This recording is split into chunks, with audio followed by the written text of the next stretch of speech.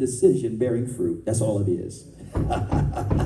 Manifestation is nothing more than a decision that has now bared fruit.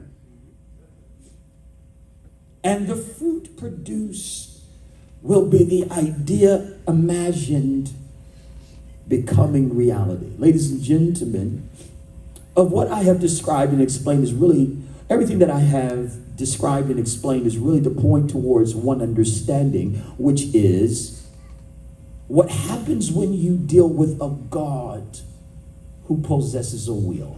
This is what happens when you deal with a God who possesses a will. All of what I just described explains what happens when you deal with a God who possesses a will. A God who has a will is a God who decides. Let me say it again. A God who has a will is a God who decides. However, there's another piece to consider.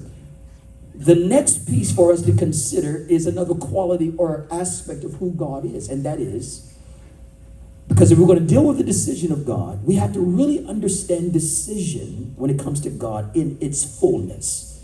To understand how God's decision-making process works, you got to understand another side of God, and that is He's eternal.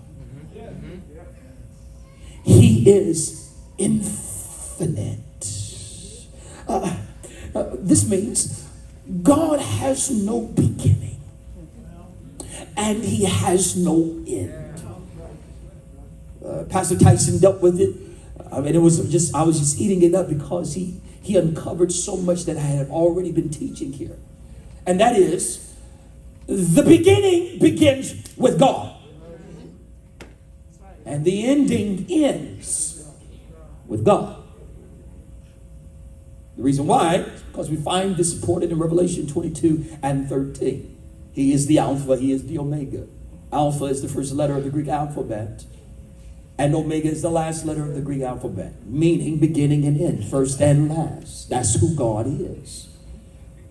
This means that anything that has a beginning or end, God is already present at that beginning and at the end of it. So there's no passing God in either direction. If you don't believe me, read Genesis 1:1, Exodus 3:14.